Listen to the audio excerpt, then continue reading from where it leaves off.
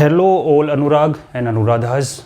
ये क्या बात कर दी सर? अरे सारे लड़के अनुराग और सारे लड़के अनुराधा, ठीक है, रख सकते एक नाम हम कुछ भी। तो एक्चुअल में क्या है, मेरा नाम अनुराग जानते हो आप लोग, मेरी कजिन सिस्टर एक, उसका नाम अनुराधा, और बचपन में हम दोनों को मेरे लास्ट का गे निकाल के और उनके लास्ट का धा निकाल के गधा गधा करके बोलते थे। कोई बात नहीं, बचपन था, कोई कुछ भी बोल सकता है, घर वालों का लव था बस, ठीक है। हाँ जी, तो चैप्टर 13 स्टार्ट करने वाले हैं और चैप्टर 13 की जो स्टार्टिंग कर रहे हैं ना, उससे पहले मैं आप लोगों को थोड़ा सा पीछे लेके जा रहा हूँ। 2018 की बात है यार, ठीक है। 2018 के अंदर एक बैच मिला मुझे, ऑफलाइन बैच था 9th क्लास का। सेम सिचुएशन, हालांकि उनको स्टार्टिंग से पढ़ाया था। तो पहले लेक्चर या बीच में कभी मैंने उन लोगों को थोड़ा सा ज्ञान दिया था। मैं सोच रहा हूँ उस चीज़ को रिकॉल कर लेते हैं, क्योंकि उस ज्ञान का फ़ायदा ये मिला था कि सिर्फ ज्ञान नहीं दिया था, उस चीज़ पे उन्होंने भी काम किया था और मैंने भी काम किया था, और मिलके काम करने की वजह से 10th क्लास में उनका रिजल्ट अच्छा रहा था। अच्छा बोले तो काफ़ी अच्छा रहा था, ठीक है। मतलब 27 बच्चों में से 15, 16, 17 बच्चों के तो 85+ मार्क्स थे मैथ्स के अंदर।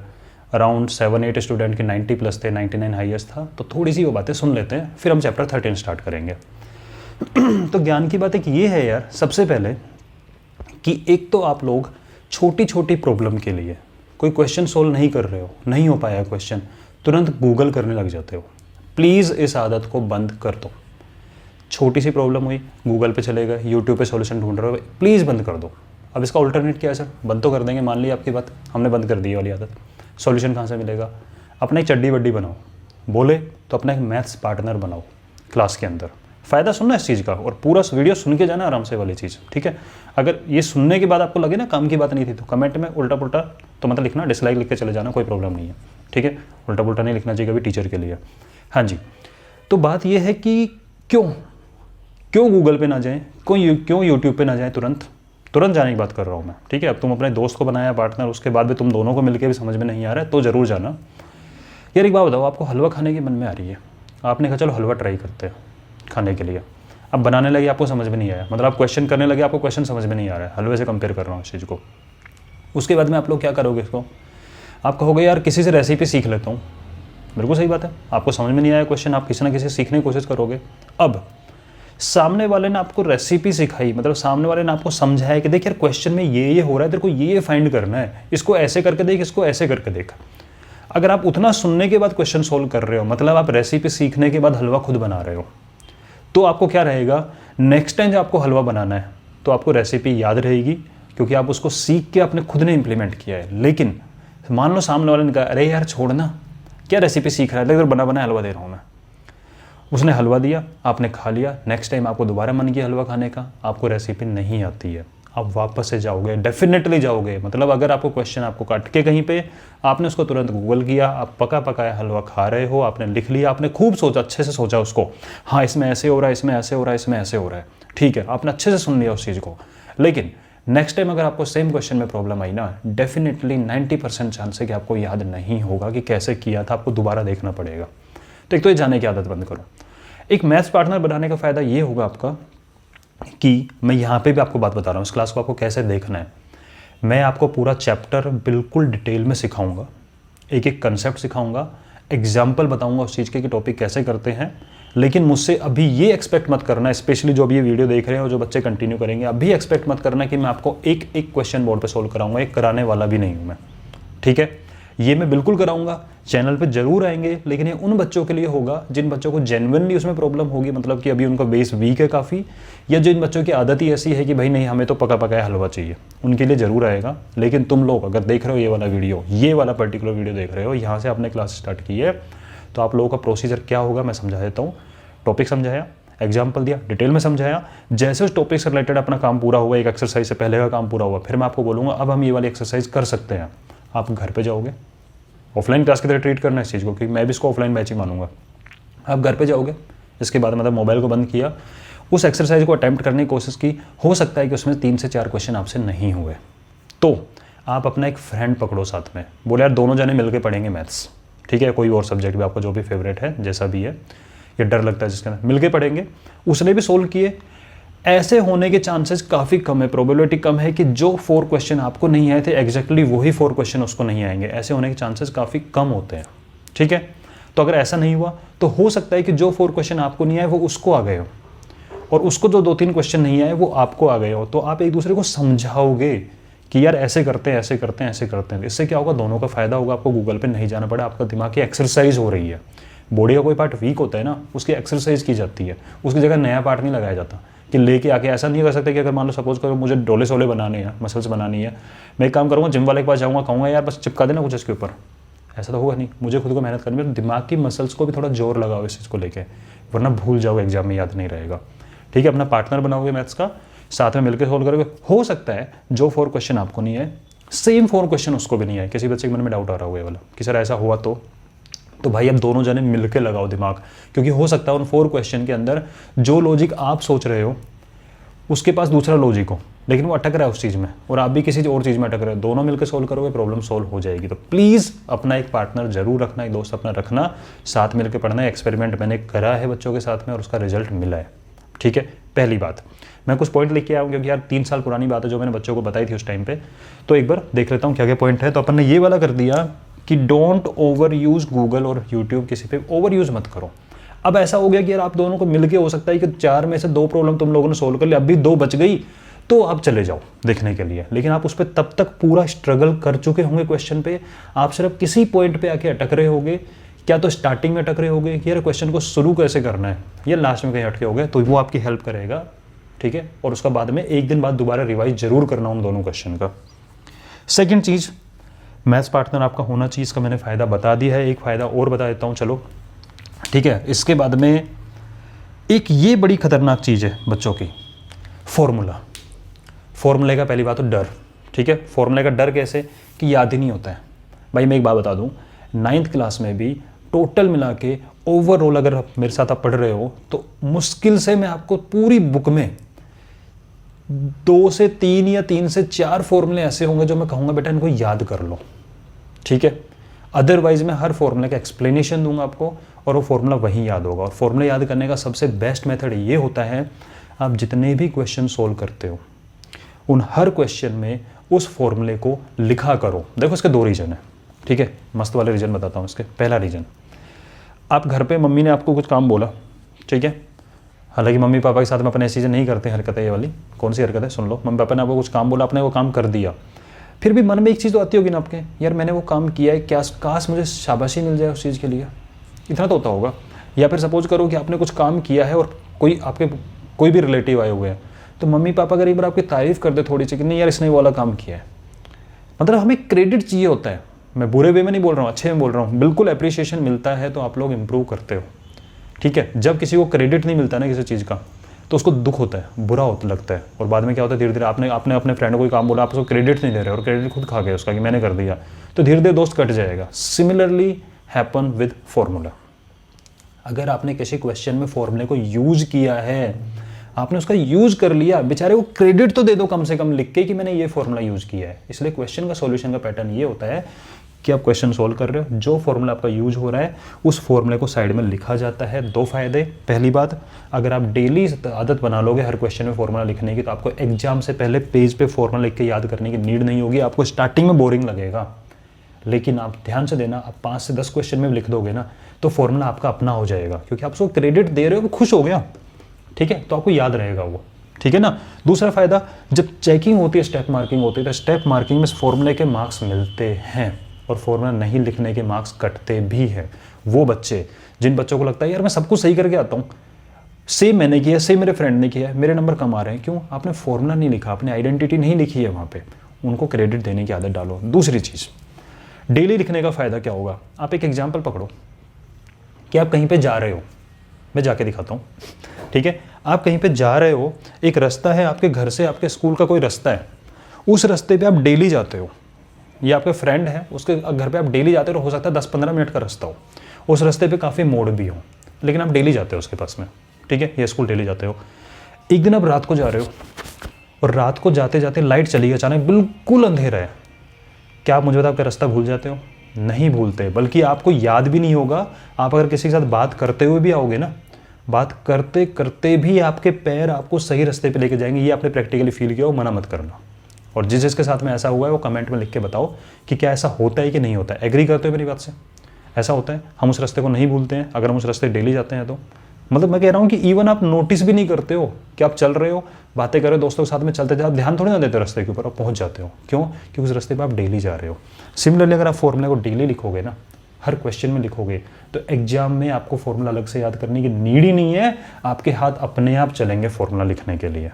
तो ये फॉर्मूले का, इसलिए फॉर्मूले को पहले मत रटो, सीख लो, समझ लो, अप्लाई कैसे करते हैं वो सीख लो, और वो सीखने के बाद में हर क्वेश्चन में क्रेडिट देने की आदत डाल दो, वो खुश रहेगा, तुम्हारे साथ रहेगा। ठीक है, तो ये बात हो गई फॉर्मूला की। डरो मत फॉर्मूले से। एक ये बड़ी शानदार चीज़ है, शेयर विद योर फ्रेंड्स। मैंने कुछ बच्चों को देखा है, ठीक है, और उसकी आदत भी सही करवाई है, ये वाली कि भाई ये गलत आदत है तेरी, थोड़ा सही कर इसको, तेरे को फ़ायदा मिलने वाला है। एक बात बताओ मुझे, कुछ बच्चों की आदत क्या होती है कि उनके पास में अगर कोई वर्कशीट कहीं से आ जाती है, कोई क्वेश्चन कहीं से आ जाता है, कोई चीज़ आती है अच्छी सी होती है उससे रिलेटेड, सब्जेक्ट से रिलेटेड, मैं उसकी बात कर रहा हूँ, वो अपने फ्रेंड्स को नहीं बताते हैं कि यार नहीं इसको नहीं बताएंगे क्योंकि ये कर लेगा, इसके मार्क्स ज़्यादा आ जाएंगे मेरे से। गलत बात है यार, तुम कौन सा भी कॉम्पिटिशन दे रहे हो 9th-10th में, ऐसा तो है नहीं उसकी रैंक तुमसे ज़्यादा आ गई तो तुम कहीं पीछे रह गए। तुम अपनी परसेंटेज फोकस करो। इसका फ़ायदा क्या है? पार्क वगैरह में रनिंग करने जाते होंगे, जॉगिंग करने जाते होंगे, ठीक है। पहली बात तो आपने देखा होगा आप रनिंग कर रहे हो, अगर नहीं किया ना तो आपने ये तो ज़रूर फील किया होगा, 9th के बच्चे हो ये मना मत करना, साइकिल तो ऑलमोस्ट सबने चलाई होगी। आप रोड पे साइकिल चला रहे हो, और बॉयज़ में खासकर होती वाली चीज़, गर्ल्स का मुझे पता नहीं यार, मैं नहीं जानता उनके साथ होता नहीं होगा। आप साइकिल चला रहे हो, आप और आपको थोड़ा स्पीड में चला, आपको मज़ा आता है थोड़ा स्पीड में चलाने में, आप चला रहे हो स्पीड के अंदर, आपकी स्पीड में चल रहे, पीछे से अगर कोई साइकिल वाला तेज़ चलता हुआ आ रहा है और आपने नज़र डाल के देख लो पीछे से तेज़ चलता हुआ आ रहा है, आपकी स्पीड अपने आप बढ़ जाएगी। पता नहीं क्यों, आप उसको जानते भी नहीं हो, आपकी स्पीड अपने आप बढ़ जाएगी। नहीं यार आगे निकलने देना, उस बंदे की इंटेंशन भी नहीं है आपसे आगे निकलने की, उसको बेचारे काम होगा कहीं जाने का, लेकिन आपके मन में क्या आएगा, नहीं यार आगे नहीं निकलने देना। ये थोड़ा सा कंपटीशन फीलिंग आती है जब पीछे से कोई आना चालू करता है। तो आप इस बात को ध्यान से सुनना, आप उतने ही अच्छे होते हो जितनी अच्छी आपकी क्लास होती है, ठीक है। मैं एक एक्सपेरिमेंट मतलब बच्चों बताता हूँ, एक केस बताता हूँ। एक क्लास थी, उस क्लास में बच्चों के एवरेज मार्क्स थे, ठीक है। मतलब ये लगा चलो मैथ्स के अंदर अगर 80 मार्क्स अगर पेपर लेते थे, बच्चों के 50, 40 समथिंग इतने मार्क्स आते थे। उस क्लास के टॉपर के मार्क्स भी 60 थे 80 में से, ठीक है। नेक्स्ट ईयर जब उन पर काम किया गया इस चीज़ को लेके, जब चीज़ें सिखाई गई वहाँ पे, तो क्या करा मैंने दूसरा टॉपर तैयार करना चालू करा क्लास के अंदर, पूरा माहौल बनाया, ठीक है। दूसरा टॉपर तैयार करना चालू करा, और 1-2 टेस्ट ऐसे हुए नेक्स्ट क्लास के अंदर, 1-2 टेस्ट ऐसे किए जिसके अंदर उस बच्चे ने उस टॉपर को पीछे छोड़ दिया। अब पुराने वाले की सुलगी, यार आगे कैसे निकल गया, लड़ाई वड़ाई को चक्कर नहीं था, ठीक है, कि दोस्त कोई लड़ाई वड़ाई नहीं, लेकिन एक अंदर से आया कि यार मैं टॉपर था क्लास का, पीछे कैसे। उसने दम लगाया, हुआ ये कि जो सेकंड टॉपर था, मतलब जो बाद में नया टॉपर बना था, वो सेकंड ही रहा, ठीक है। लेकिन पहले वाला जो 60 लाकर टॉपर बनता था ना, वो मैथ्स में फाइनल एग्जाम में बोर्ड में 10th में 9500 में से लाके टॉपर बना क्लास का। और सेकंड वाले के मार्क्स आई थिंक 88-89 समथिंग आए थे, उसकी भी गलती थी, कुछ क्वेश्चन रह गए थे उसके, ठीक है। ये फ़ायदा होता है क्लास में कंपटीशन होने का। अंधों में काना राजा नहीं बनना है आपको सब में सब लायक हैं, उसमें आपको अच्छा निकलना, और सबके लिए है। पूरी क्लास अच्छी रहेगी तो आपका रिजल्ट भी अच्छा आएगा, पूरा सबका रिजल्ट अच्छा आने वाला है, ठीक है। तो आपके पास कुछ चीज़ हो ना मैथ्स से रिलेटेड, शेयर करो अपने फ्रेंड्स के साथ में, उनको भी वो चीज़ बताओ, ताकि वो करेगा तो आपको एक अंदर से ही आता है। किसी और की वजह से मत करना, मेरे कहने पे मत करना, पेरेंट्स के कहने पे मत करना, टीचर कहने पे नहीं करना है। आप खुद सोचो इस चीज़ को कि मुझे अच्छा बनना है मैथ्स में या किसी और सब्जेक्ट में। तो अपने फ्रेंड्स बिल्कुल ऐसे बनाओ जिनसे आप स्टडी की बातें भी करते हो, ठीक है। शेयर बिल्कुल करना उनके साथ में। और भाई ये सबसे लास्ट की चीज़, जिसको बच्चे बिल्कुल इग्नोर मार के बैठे होते हैं, और ये मैं आपको अभी प्रूव कर दूँ कि आप लोगों ने इग्नोर मार रखा है कि नहीं मार रखा है। जितने बच्चे हैं अगर ईमानदारी से अभी कमेंट करके बताएं, ठीक है। लाइव चैट के ऑप्शन पे नहीं, लाइव चैट वाला मुझे दिखता भी नहीं है, ठीक है। अब जो लाइव चैट का ऑप्शन आ रहा होगा आपका प्रीमियर के टाइम पे, वो नहीं, आप वीडियो खत्म हो जाए उसके बाद में कमेंट करके बताना आपको टेबल्स कहाँ तक आती है। सर क्या बात कर दी टेबल की, टेबल का क्या यूज़ है यार। पहली बात तो ये जो 13 चैप्टर अभी चालू हो रहा है इसमें बहुत यूज है, क्योंकि इसमें कैलकुलेशन भर के है, ठीक है। दूसरी बात, आप मुझे एक चीज़ बता दो, आपने विराट कोहली, तो इंडिया में शायद ऐसा कोई बच्चा नहीं होगा जो विराट कोहली को नहीं जानता हो, इवन गर्ल्स बॉयज़ सब जानते होंगे। आपने अगर उसका, मेरी बात नहीं मानो ना, तो उसका एक इंटरव्यू पढ़ना। उस इंटरव्यू में उसने बोला है कि 2013-14 तक आपको पता है काफ़ी अच्छा खेलता था, हम सब जानने लगे थे उस टाइम तक वो, ठीक है, काफ़ी अच्छा खेलता। फिर इंग्लैंड में एक सीरीज़ हुई उसकी, उस सीरीज़ में बिल्कुल फ्लॉप हो गया वो।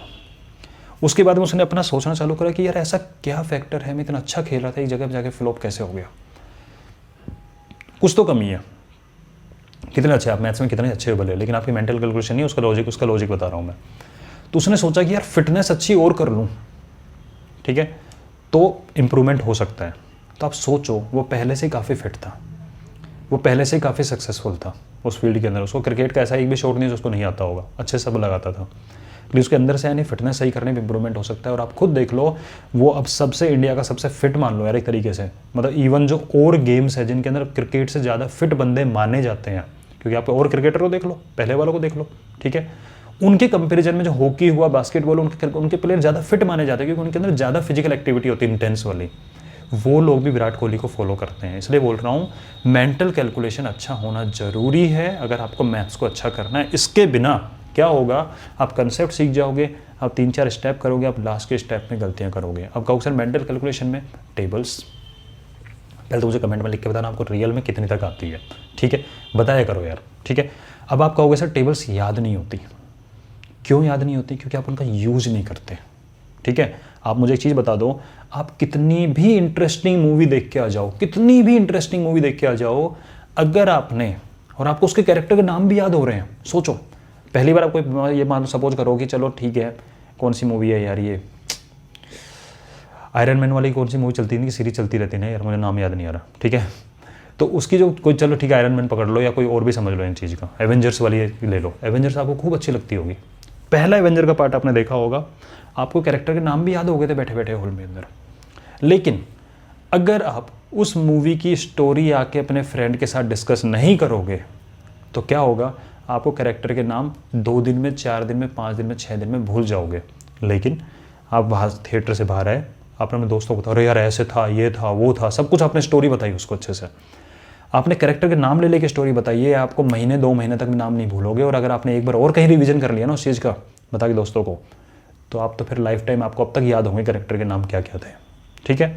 सिमिलरली टेबल आपको इंपॉर्टेंट इसलिए नहीं लगती कि पहली बात आप यूज नहीं करते, दूसरा आप टेबल इसलिए भूल जाए, सर याद करी थी लेकिन भूल गए हैं, यार 10 नंबर ही तो हैं किसी भी टेबल के अंदर, हम 10 नंबर याद नहीं रख सकते, इसलिए भूल गए क्योंकि आपने उसको इंपॉर्टेंट नहीं समझा। इंपॉर्टेंट इसलिए नहीं समझा क्योंकि काम नहीं आई, काम इसलिए नहीं आई कि आपने ली नहीं काम, ऐसा नहीं, काम आती नहीं है। अब मुझे एक चीज़ बताओ, एक सिंपल एग्जांपल लेता हूँ, आपको अगर 2579 को 27 से मल्टीप्लाई करना है तो मैं गारंटी दे सकता हूँ कि 60 से 70% बच्चे पहले 7 से मल्टीप्लाई करेंगे फिर 2 से मल्टीप्लाई करेंगे। तो उनको लगता है कि यार जब 7 तक ही मल्टीप्लाई करना है तो सिर्फ 9 तक की तक सफिशिएंट अपने, तो एक एक डिजिट करोगे तो गलती नहीं होगी ना, आपने कितना टाइम वेस्ट कर दिया मल्टीप्लाई करने में।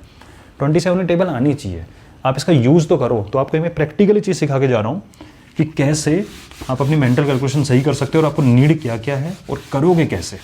ईमानदारी से फॉलो करना, मैं फिर कह रहा हूँ ऑफलाइन बैच की तरह मैं ट्रीट करूँगा और मैं आपको बीच बीच में याद दिलाऊंगा। पहला, आपको कम से कम नहीं तो भी 30 तक टेबल याद होनी चाहिए।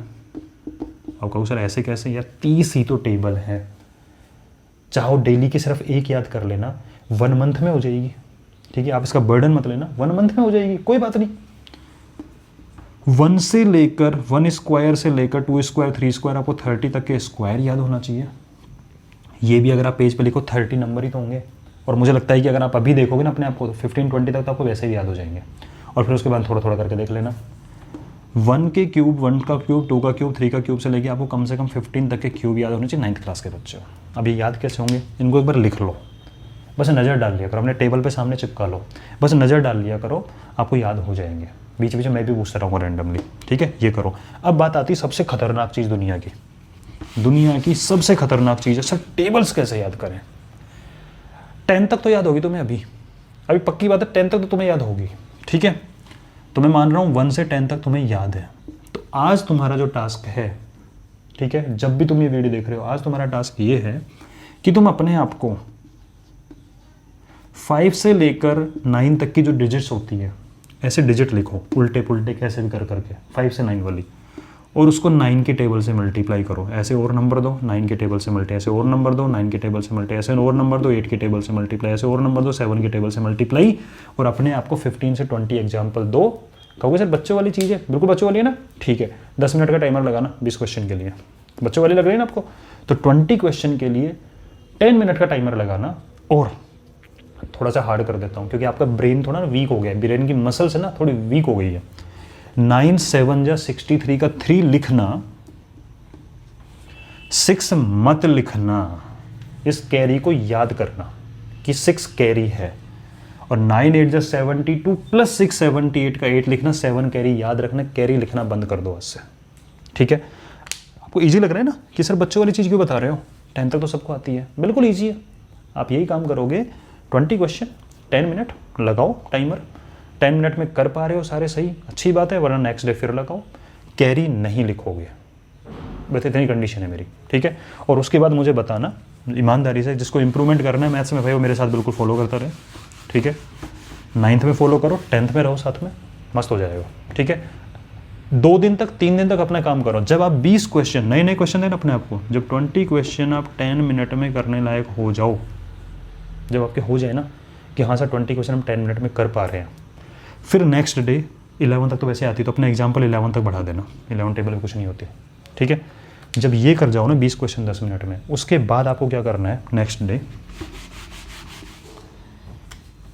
12 की टेबल लिखना। बोले सर इतनी ईजी हमें आती है, लिख दी, कोई बात नहीं, आप बिल्कुल बच्चे तरह शुरू करो, मुझे कोई जल्दी नहीं है, 15 दिन लो आराम से, लेकिन हो जाएगा याद। अगर मान लो सपोज करो ये 24 की टेबल है, 25 टेबल आपको याद नहीं है, तो याद कैसे करते हैं, याद करने का तरीका सुन लो एक बार जल्दी से। आप क्या करोगे, शुरू के 3 से 4 एक साथ पढ़ो, ठीक है। 3 से 4 एक साथ पढ़ो, पढ़ लिए, अब उसके ऊपर रख दो कॉपी और फिर बोलना चालू करो। 12 1 जा 12, 12 2 जा 24, 12 3 जा 36, 36 देख लो, 12 4 जा 48 देख लिया, मतलब हमने सोच सोच के देख लिया, हमारे बिल्कुल सही है। फिर उसका नेक्स्ट वाला देखो, सिर्फ नेक्स्ट वाला देख लिया, फिर वापस से स्टार्ट। 12 1 जा 12, 12 2 जा 24, 12 3 जा 36, 12 4 जा 48, 12 5 जा 60, सही है। फिर सिर्फ नेक्स्ट वाला देखना, नीचे के मत देखना, और फिर वापस से स्टार्ट। फिर सिर्फ नेक्स्ट वाला देखना और मत देखना, फिर वापस से स्टार्ट। ऐसे करके आप विदिन 2 मिनट आप एक टेबल का 10 बार रिवीजन आराम से कर लोगे, 7-8 बार तो हो ही जाएगा। जब पूरी याद हो जाए उसके बाद में एक बार मन में बोलो और एक बार टेबल को लिख लो, और लिखने के बाद में एक बार चेक कर लो, और चेक करने के बाद असली काम स्टार्ट होता है। क्या काम स्टार्ट होता है, वही 7 6 9 8 8 9 6 7 5 9 4 8 लो, 4 ले लो, कोई बात नहीं, और 12 से मल्टीप्लाई करो इसको, और अपने आप को 10 एग्जाम्पल दो, ठीक है। इन 10 एग्जाम्पल में कोई कंडीशन है, 12 की टेबल डायरेक्ट बोलोगे, कैरी याद रखोगे, लिखोगे नहीं।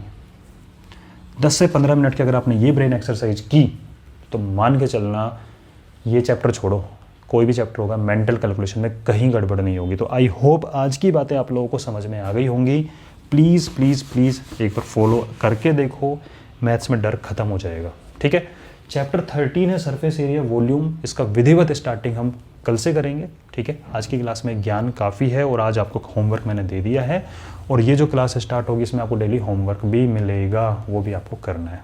तो मिलते हैं यार अच्छे तरीके से, ठीक है, पढ़ते रहो।